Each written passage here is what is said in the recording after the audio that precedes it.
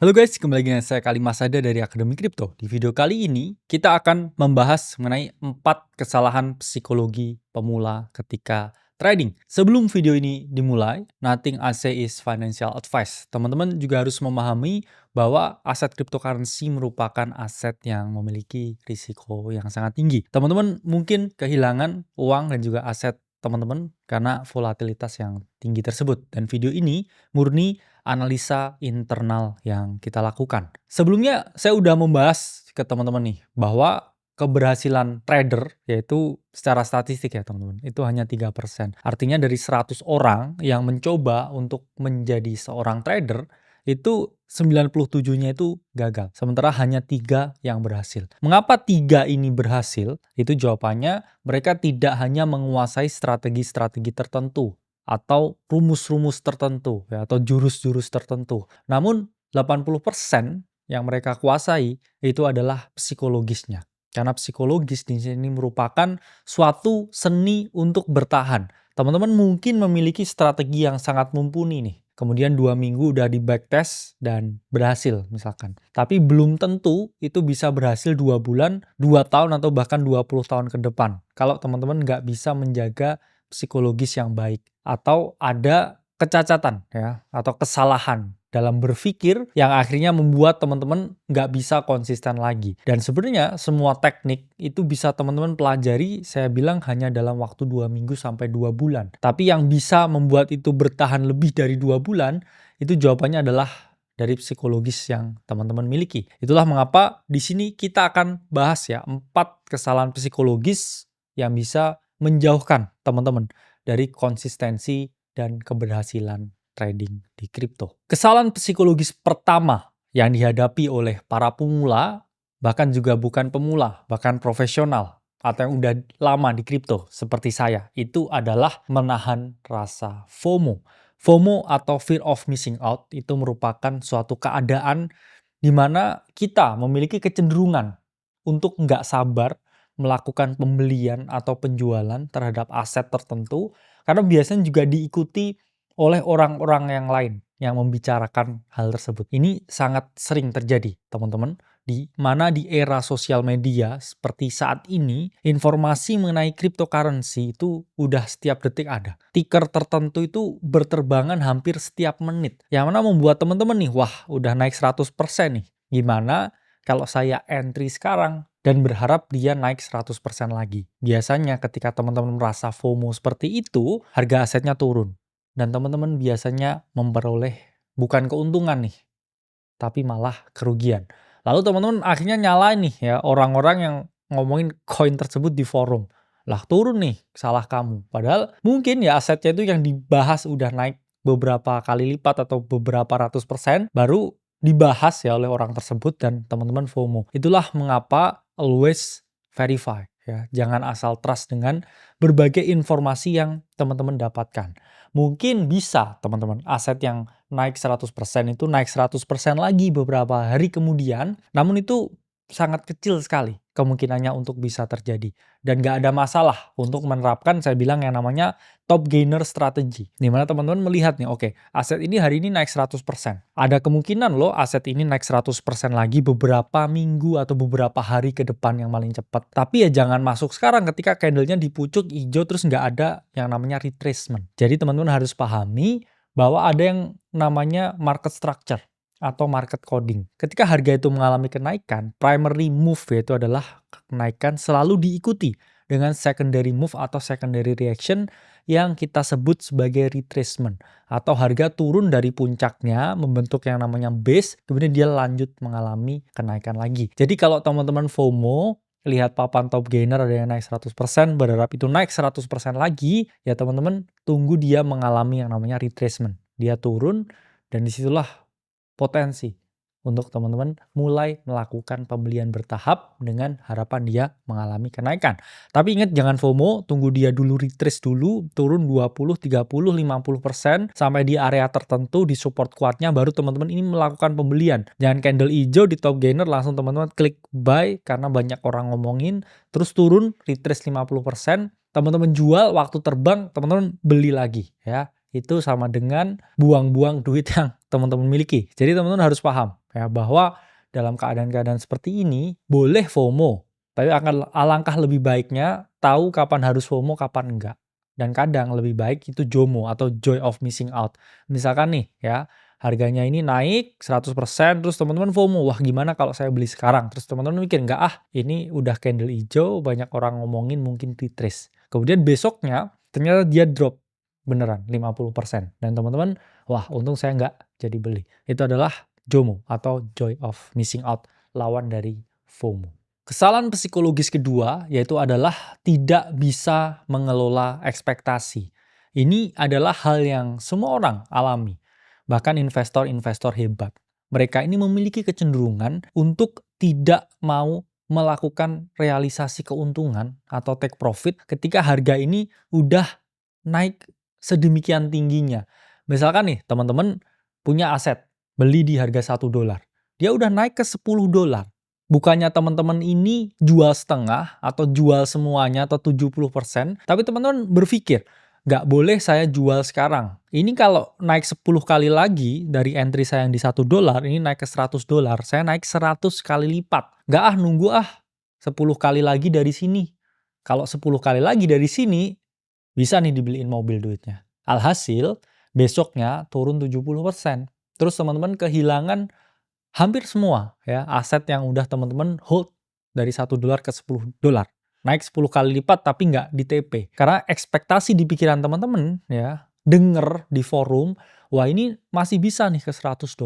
Padahal teman-teman nggak tahu orang yang ngomong di forum yang bilang ini bisa ke $100, bisa aja dia udah jualan. Atau bisa aja skenario yang lain, orang yang bilang, wah ini bisa nih ke $100, karena dia baru entry di $10. Dan dia pun juga berharap baru bisa ke $100, bisa dia untung. Sementara teman-teman ini posisinya udah untung, dengerin orang yang baru entry. Dan berharap dia naik lebih tinggi lagi. Terus teman-teman hold, besoknya turun. Dia rugi, kamu rugi. Itulah mengapa teman-teman selalu denger kata hati teman-teman sendiri. Analisa balik lagi ke teman-teman masing-masing. Jangan sampai nih, karena kita ya misalkan menganalisa secara live di publik, wah ini potensi sekian, sekian, sekian, dan misalkan ada kebijakan tarif seperti ini, dan market mengalami yang namanya downtrend, ya teman-teman juga harus biasakan untuk mengambil keputusan sendiri. Jangan di situ teman-teman, wah karena kemarin di margin call nih dibahas bisa naik demikian, ya padahal teman-teman udah profit tinggi, ya nggak ada salahnya untuk amanin profit atau amanin modal yang teman-teman miliki dan juga let the profit run. Karena itu masalah yang paling tinggi, yaitu adalah ekspektasi ketika dia mengalami kenaikan yang tinggi. Sama juga teman-teman ketika harga ini mengalami penurunan. Biasanya mereka greedy juga, tapi greedy-nya ini beda. Nggak berharap naiknya lebih tinggi, tapi dia berharapnya turunnya itu lebih dalam. Karena dia belum beli sama sekali. Contohnya nih, Bitcoin turun dari 109.000 ke harga sekitar 75.000 ya, seperti sekarang. Banyak orang yang berpikir, oke lah, saya pengen timing the market 100%. Saya nggak mau masuk sekarang, nunggu dia turun ke 70.000. Padahal nggak ada jaminan juga kita bisa sampai sliding down ke 70.000. Bisa aja dari 75.000 ini terus bottom balik lagi ke 110.000. Itulah mengapa ya dalam beberapa aset dengan conviction yang tinggi seperti Bitcoin contohnya. Ya sekali lagi not financial advice, tapi kalau teman-teman punya exposure secara bertahap ya ke contohnya aset masa depan seperti Bitcoin dengan membagi banyak entry. Dollar cost average, beli setiap minggu, beli setiap bulan, beli setiap ada koreksi tanpa berharap dia turun lebih dalam lagi. Terus nanti kalau di 70.000 saya all in. Saya janji kalau 70.000 saya bakal all in 100% ya. Saya jamin teman-teman ini nggak bakal all in ketika harganya 70.000. Pas dikasih nih 70.000, teman-teman mikirnya nggak ah nunggu 60.000 lagi. Karena apa? Karena ketika harga koreksi dalam ini ke 70.000, market itu dalam keadaan extreme fear yang mungkin udah di bawah 10, mungkin 4 atau 3. Yang mana itu biasanya memberikan kita ruang atau saat terbaik untuk melakukan pembelian. Karena greedy itu bukan hanya ketika harga naik, tapi ketika turun juga. Dia berpikir, oke kalau 70.000 saya beli, terus saya jual lagi ntar ketika suatu saat Bitcoin ke 140.000 itu saya udah naik double. 100% modal saya all in dari 100 juta bisa 100 juta. Jawabannya ketika di 70.000 kamu nggak mau beli. Itulah mengapa penting untuk memiliki sistem di mana ketika turun kamu untung, ketika naik kamu juga untung juga. Yaitu dengan cara membatasi exposure. dengan membatasi exposure. Misalkan oke, saya punya 100 juta, ada chance nih ke 70.000, ada chance juga dia ke 110.000. Oke lah, saya beli setengah aja dulu. Di titik sekarang misalkan 75.000, saya beli setengah. Kalau dari setengah saya ini dia bisa naik ke 110.000, balik lagi ke ATH, it's fine. Saya punya exposure 50%, yang mana dia bisa memperoleh upside potensial dari capital gain-nya. Tapi kalau dia turun lagi ke 70.000, baru di situ saya gunakan 100% uang saya untuk membeli. Ya, jadi 50% dulu masuk, ntar kalau 70.000 lagi, masuk lagi. Ya. Yang mana kalau dia ketarik turun, ya, yang mana ketarik 20-an%, dia juga nggak, wah, uang saya hilang. Nggak, saya masih bisa beli lagi dengan posisi jauh lebih bawah. Tapi ketika naik, ya udahlah, saya happy dengan 50% exposure yang saya miliki. Itu salah satu bentuk probabilistic thinking yang mana kita nggak coba timing the market secara ekstrim. Apalagi yang contoh ekstrimnya, oke, saya nggak mau beli Bitcoin sebelum 70.000. Malah sekarang saya short Bitcoin. Terus tiba-tiba naik ke 100.000. Short posisimu ke likuidasi, kamu nggak punya exposure di Bitcoin sama sekali, itu ruginya double. Ya, yang mana portofolionya harusnya up, ya, tapi malah turun, malah minus 20%. Karena kamu malah sorting di range low-nya, terus kemudian dia bouncing. Itulah contoh ya untuk mengelola ekspektasi. Saya bilang juga mengelola emosi juga ketika harga turun. Jadi waktu harga turun nih kamu jangan serakah juga. Wah, besok bisa nih ke 70.000, terus kamu nggak beli sama sekali. Ya kalau dikasih turun segini, oke, saya bangun exposure lah, beli secara perlahan. Ketiga adalah over trading dan juga over positioning. Ini terjadi sama seperti skenario sebelumnya, di mana orang ini memiliki kecenderungan untuk balas dendam.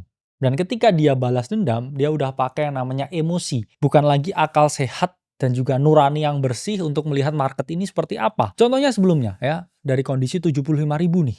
Oke, dia malah sorting the market. Gak punya exposure sama sekali, gak ada barang. Berharap Bitcoin ke 70.000 baru dia all in. Sekarang di 75 dia short, ditarik ya ke 80.000 misalkan. Apa yang dia pikirkan? Wah, posisi short saya minus nih. Bukannya dia udah cut the position, terus building exposure dua arah ya, untuk membatasi potensi terjadi. Misalkan oke, nggak masalah, saya sorting, tapi that's the part of my hedge. Saya tetap punya Bitcoin di spot market, dan ketika dia naik, oke, saya akan likuidasi posisi short saya. Yang ada, oke, dia justru average down posisi shortnya. Nggak punya Bitcoin di spot. Ditarik naik, oke, short lagi. Oke, ke 82.000 short lagi, 84.000 short lagi. Kemudian dia naik dan semua portofolionya dia hilang tanpa memiliki ya apapun. Jadi teman-teman harus pahami bahwa kalau ditarik dalam jangka yang sangat panjang, Bitcoin itu akan terus mengalami penurunan. Ya mungkin ada yang namanya koreksi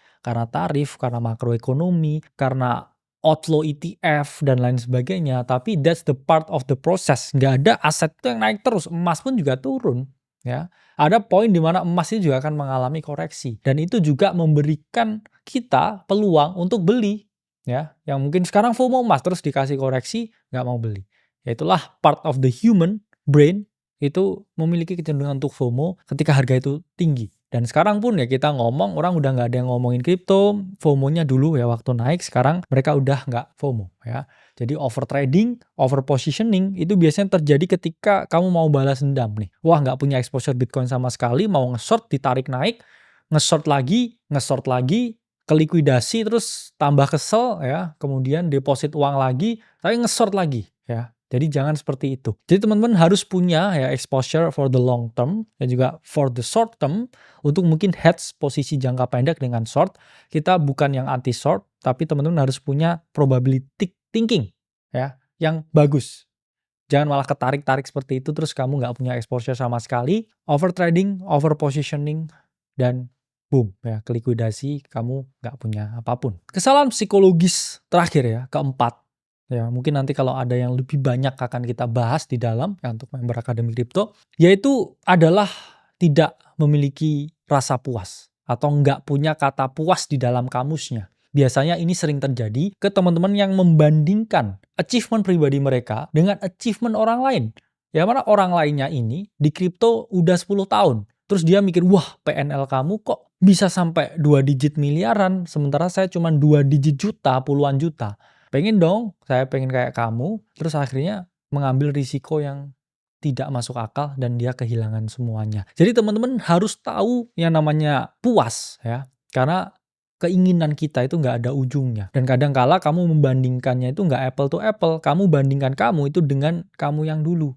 Jangan dengan orang lain.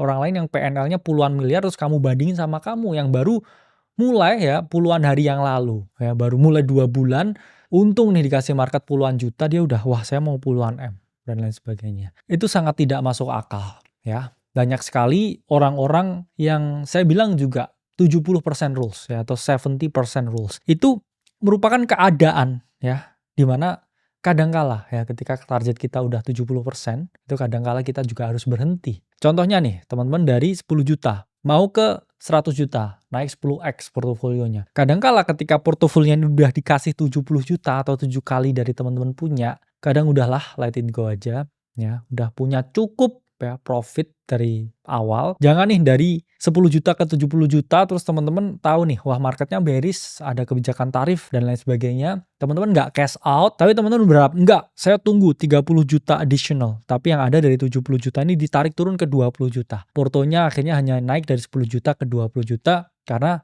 teman-teman merasa bisa ke 100 juta. Terus besoknya akhirnya revenge trading. Wah saya harus balik ke 70 juta lagi. Akhirnya dari 20 juta jadi ke 7 juta, bukan ke 70 juta. Akhirnya teman-teman minus 30%, revenge trading lagi akhirnya hilang semuanya. Jadi harus tahu kapan harus puas dan harus berhenti. Jangan memaksakan diri ketika dunia udah berkata lain. Saya Kali Masada, semoga video ini bermanfaat. Dan sampai jumpa di video selanjutnya.